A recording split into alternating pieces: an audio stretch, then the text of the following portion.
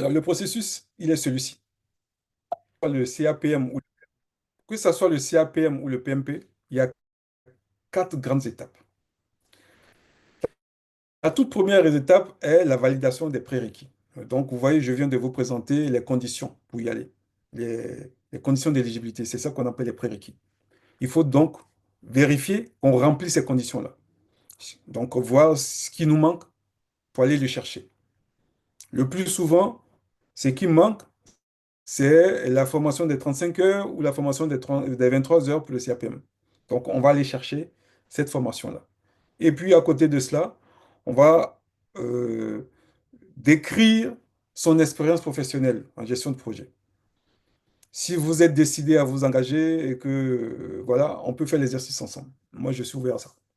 Et donc, une fois que vous avez rempli ou décrit professionnellement parlant votre parcours professionnel et que il est confirmé que vous pourrez justifier des 3 années d'activité ou d'expérience en gestion de projet ou des 5 années d'expérience en gestion de projet suivant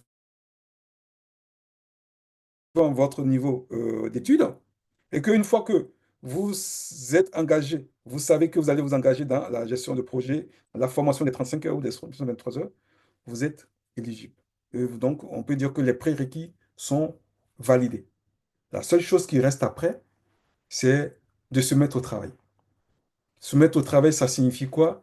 Ça signifie qu'il faut, au-delà de la formation théorique, de s'entraîner. Et cet entraînement, parfois, ça peut être long. Parce que l'examen, que ce soit le CAPM ou le PMP, ce sont des questions de mise en situation. Ce ne sont pas des questions euh, euh, simples, réponses simples. Non. On vous décrit toujours une situation et puis on vous demande, vous, en tant que chef de projet, que feriez-vous? Donc, vous voyez, ce sont des questions qui nécessitent quand même un peu d'entraînement. Et ces entraînements-là, on a ça souvent à travers des exercices qu'on va faire avec des simulateurs. Et donc, nous avons à notre disposition plusieurs simulateurs d'examen qui simulent des scénarios, hein, et qui vous seront soumis. Donc, vous allez vous entraîner de cette façon à tel point qu'à un moment donné, vous allez vous surprendre, vous allez vous mettre dans la peau d'un chef de projet parce que ce sont des questions qui vous sont soumises comme si vous étiez chef de projet. Donc, à force de répondre à ce genre de questions, on se met facilement dans la peau d'un chef de projet pour pouvoir y répondre. Ça, c'est la phase validation des prérequis. Une fois qu'on a validé les prérequis, la deuxième étape est d'aller s'inscrire.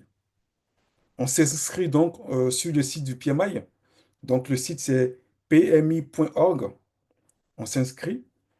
Et quand on s'inscrit tout au début, quand on n'a pas du tout fait ça par le passé, vous allez créer, on va vous dire de créer un login. Donc, le plus souvent, c'est votre adresse email. Et on va vous demander un mot de passe. Vous allez créer votre compte de cette façon-là. Et en ce moment, vous allez accéder à une page qui vous est dédiée. Et on va vous demander de fournir des preuves comme quoi vous êtes éligible. Donc, parmi ces preuves, des preuves d'éligibilité, il y aura l'attestation que le cabinet qui vous a formé pour les 35 heures ou pour les 23 heures vous aura fourni. Donc, vous allez justifier de cela. Le nom du cabinet, vous l'avez fait. Alors, vous allez justifier cela. Vous allez devoir justifier sur la page du site internet du PMI de votre expérience, hein, soit c'est 3 ans d'expérience, soit c'est 5 ans d'expérience, suivant la catégorie dans laquelle on se trouve. Et donc, la seule façon de justifier cela, c'est un peu la description de son expérience professionnelle. Le plus souvent, on vous dit de choisir quelques projets sur lesquels vous avez travaillé, de sorte à ce que ça couvre les 3 ans ou les 5 ans en question. Donc, sur les 3 ans ou les 5 ans, on va dire, tiens, projet numéro un, voilà le titre du projet, voilà l'activité que j'ai eu à faire. J'ai occupé le poste d'assistant chef de projet, j'ai occupé le poste d'ingénieur, planification. Bref, il y a tout un tas de choses qu'on va décrire et qui vont devoir permettre au PMI que vous avez effectivement le niveau d'expérience requise. Et au regard de cela, ils valident votre candidature. On dit que vous êtes éligible. Et à partir de ce moment, vous recevez un mail qui vous dit que vous êtes éligible et tout ce qui vous reste en ce moment-là, c'est d'aller chercher un coach ou une personne certifiée, en tout cas une personne de confiance, qui a suffisamment d'expérience pour vous accompagner dans votre cheminement. Parce que à ce stade, vous aurez déjà suivi la formation théorique et ce qui reste, c'est la formation pratique. Donc là aussi, je vous en parle pour que vous en teniez compte dans le choix de votre cabinet qui va vous accompagner ou dans le choix du coach qui va vous accompagner. Et c'est là où toute la différence se trouve. Celui qui accompagne doit avoir suffisamment d'expérience professionnelle pour vous accompagner parce que ce sont des cas réels, ce sont des cas, ce sont des mises en situation qui vont se présenter à vous. Donc, si ce n'est pas quelqu'un qui a suffisamment d'expérience, il va sécher sur des questions et il ne pourra pas véritablement vous accompagner. Vous avez validé votre prérequis. Vous êtes inscrit. Votre inscription a été validée par le PMI. Ce qui vous reste après, c'est de donner, de choisir une date d'examen. Toujours sur le site internet du PMI. Vous allez donc dire que vous allez vous inscrire, vous allez candidater au 24 avril 2025 et vous allez choisir par la même occasion le centre d'examen où vous allez passer l'examen. Sachez que depuis la phase de Covid, le PMI permet aux gens de passer l'examen depuis chez eux. Mais là, ils sont très, très, très stricts. Si vous choisissez de passer l'examen depuis votre maison, il faut vous assurer que vous êtes dans une pièce tout seul. On va vous demander d'activer une caméra, la caméra de votre ordinateur, pour examiner toute la pièce. Il ne doit rien avoir sur votre bureau, il ne doit rien avoir à gauche et à droite, une pièce vide. Vous s'assurer qu'il n'y a personne derrière qui va venir vous souffler la chose. Même parfois, un petit bruit environnant peut vous disqualifier parce que comment ça se passe? Quand vous décidez de passer l'examen depuis chez vous, il y a une personne qui vous est dédiée, qui est derrière l'écran et qui vous surveille et qui a activé la caméra et qui vous suit. Et tous vos gestes sont screenés. Et donc, si à un moment donné, il voit que vous avez un geste bizarre ou bien que vous vous êtes levé alors qu'il ne faut pas se lever, il coupe tout et puis il vous disqualifie. On dit que votre examen n'est pas validé. Donc, attention, bien qu'il est possible de passer l'examen depuis chez soi, il faut vraiment prendre des précautions. Ce que moi, je préconise le plus souvent, c'est plutôt d'aller vers un centre d'examen.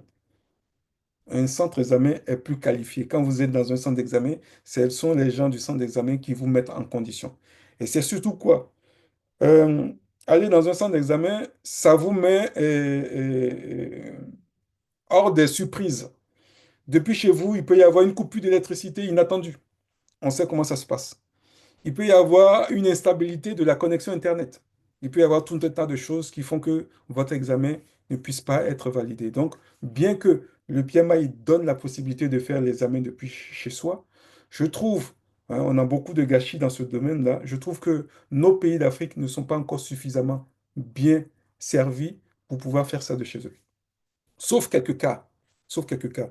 Donc, ce que les gens font parfois, c'est de rester au boulot à la sortie de leur travail. Et ils ne rentrent pas à la maison. Ils décident de le faire au boulot parce que, oui, dans leur environnement de travail, il y a la fibre et il y a tout un tas de choses qui font qu'ils peuvent le faire là-bas. Donc, ça peut être une alternative. D'accord? Donc, voilà. Troisième étape, c'est l'examen proprement dit. L'examen du PMP, c'est quoi? C'est 180 questions. Ce sont des questions à choix multiples, hein. C'est 180 questions pour 3 h 50 minutes. On arrondit souvent à 4 heures. Parce qu'au bout des 4 heures, quand vous vous connectez, vous avez effectivement 4 heures. Mais sur les 4 heures, il y a 10 minutes qu'on utilise pour vous renseigner, pour vous dire comment ça va se passer, pour vous dire que vous avez le droit à une pause, tout un tas de choses. Et au-delà de ça, l'examen commence. Donc en réalité, vous avez 180 questions à répondre pendant 230 minutes. Pour ce qui concerne le CAPM, les conditions sont les mêmes, les choses se passent exactement de la même façon. C'est juste le nombre de questions et le temps qu'il faut qu'ils changent. J'ai oublié, j'aurais pu l'ajouter ici. Pour le CAPM, l'examen, c'est 150 questions à répondre pour 3 heures. 3 heures de temps. 150 questions, 3 heures de temps. Voilà. Et puis, dernière position hein, dans le processus, une fois que vous avez passé votre examen, que vous avez réussi votre examen, vous êtes certifié, en fait, vous êtes certifié pour 3 ans. Il faut renouveler cette certification tous les 3 ans. Vous voyez? Donc, ça veut dire quoi? Qu'on vous oblige à rester dans le bain. On vous oblige à continuer à vous perfectionner. Voilà. Et il est très facile de renouveler. Qu'est-ce qu'on vous demande pour renouveler tous les 3 ans? Dès que vous êtes certifié, dès son lendemain, on vous dit de commencer à cumuler des unités de développement professionnel, ce qu'on appelle des PDU, des Professional Development Unit. On vous demande de commencer à en cumuler. Et comment on cumule des PDU? C'est en assistant à des conférences. Vous allez assister à une conférence, par exemple, on va dire que ça vaut 2 PDU. Vous allez assister ou participer à une formation en ligne. On va vous dire que cette formation-là, elle est valable, elle vous donne 5 PDU, parfois 10 PDU. Donc, vous allez faire ce genre de choses pendant ces 3 ans-là. Et vous voyez qu'il est facile de réunir le nombre de PDU attendus. Alors, pour le CAPM, on demande de cumuler 60 PDU sur les 3 années. Non, pardon. Pour le PMP, par exemple. Pour le PMP, on demande de réunir 60 PDU pendant les 3 ans. Pour le CAPM, on demande de réunir 15 PDU. Au-delà de ces PDU qu'on vous demande de réunir, très récemment, depuis le mois d'août dernier, le PMI, excusez-moi les termes, sont des capitalistes, hein. Ils ont trouvé que ça marche tellement bien que maintenant, ils demandent une participation financière. Donc, au-delà de ces PDU que vous avez réunis, on va vous demander de payer 60 dollars. 60 dollars si vous êtes membre du PMI et 150 dollars si vous ne l'êtes pas. Donc, moi, très honnêtement, quand on passe par nous et quand on prend l'option tout compris, vous êtes automatiquement membre du PMI. Donc, on vous inscrit, ne serait-ce que pour la première année. D'accord? Donc, il n'y aura pas de souci sur ce côté-là. Après, libre à chacun de, de, de dire je veux être membre ou je ne veux pas être membre. L'avantage d'être membre, c'est l'accessibilité à, à certaines formations gratuites, à- à certaines conférences gratuites et puis à certains événements. Voilà. C'est ça l'avantage. Voilà un peu euh, ce qu'il faut pour aller au bout, hein, depuis le démarrage jusqu'au maintien de votre certification. Maintenant, une fois qu'on a dit ça, il est important quand même que je vous dise ce à quoi il faut faire attention parce que il ne faut pas vous donner à n'importe qui pour préparer votre certification. Qui est habilité à former aux certifications PMP et CAPM du PMI? On entend tout, mais bon, parfois ça se passe bien hein, quand on a de la chance, mais quand il n'y a pas de la chance, ça se passe mal. Je m'explique. Le PMI a donné crédit, a accrédité certains cabinets pour pouvoir délivrer des formations en leur nom. Ces cabinets, on les appelle des ATP, des Authorized Training Partners. Alors, il est important de vous confier à des ATP. C'est, c'est le maximum de garantie, ça. J'ai envie de dire, si vous souscrivez à une assurance, c'est le 100% à travers les ATP. En cas de problème, vous n'aurez pas de problème parce que c'est votre ATP qui est le garant. Vous pouvez aussi passer par des établissements d'enseignement supérieur qui sont agréés par le PMI. Il y en a quelques-uns. Il y a des établissements, des écoles hautement reconnues qui ont signé des accords avec le PMI et qui font qu'à la sortie de leur formation, master ou autre, vous pourrez vous pourrez avoir l'accréditation de cette même, enfin, votre certification ou attestation plutôt de cette façon.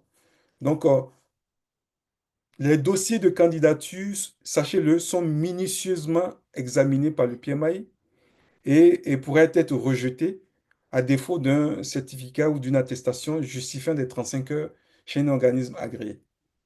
Ce qui se passe le plus souvent, c'est quoi? Quand on soumet son dossier, il y a un système, on n'a jamais bien compris comment ça fonctionne, je vous l'avoue, hein. Euh, c'est un random qui se passe où euh, on peut tomber sur vous pour justifier tous les éléments que vous avez fournis. Vous avez dit que vous avez fait les 35 heures, on vous dit de fournir le justificatif du cabinet chez qui vous l'avez fait. Vous avez dit que vous avez 3 ans d'expérience, on vous dit, donnez-nous le nom des personnes avec qui vous avez travaillé, les références, le contact téléphonique, machin, tout ça, et pour voir si, pour attester que vous avez réellement travaillé chez eux et que les projets sur lesquels vous avez déjà travaillé, effectivement. Donc tout ça, on dit que votre dossier va être audité. Ça, c'est quand vous n'avez pas de chance. Ça, c'est quand le mécanisme tombe sur vous. Donc, vous voyez, comme on ne sait pas si le mécanisme ou la machine ou le robot qui est derrière va tomber sur nous, on dit que il faut tout faire de façon propre pour que si d'aventure il tombe sur nous, euh, on a tout à lui fournir sans difficulté. Parce qu'à ce niveau-là, si vous n'arrivez pas à fournir les justificatifs, vous aurez perdu beaucoup d'argent. Vous avez perdu l'argent pour les 35 heures. Vous avez perdu l'argent pour vous faire coacher. Vous avez déjà payé les frais d'examen. D'accord? Donc, vous aurez perdu tout ça si vous n'arrivez pas à justifier. Donc, il est important d'au moins se blinder, hein. Et donc, la façon de se blinder, c'est d'aller vers des cabinets qui sont accrédités. Et, et l'avantage d'aller aussi vers ces cabinets qui sont accrédités, c'est que ces cabinets utilisent des formateurs qui sont eux-mêmes certifiés par le PMI. Et donc, c'est la garantie, c'est satisfait ou garanti, ou remboursé plutôt. Voilà un peu ce sur quoi je voulais aussi vous sensibiliser. Maintenant, une fois que j'ai dit tout ça, je vais faire un focus à partir de maintenant sur le cabinet qui nous réunit aujourd'hui, et qui est Humanis. Comme on dit, la charité bien ordonnée commence par soi-même. Donc, je vais vous parler de nous.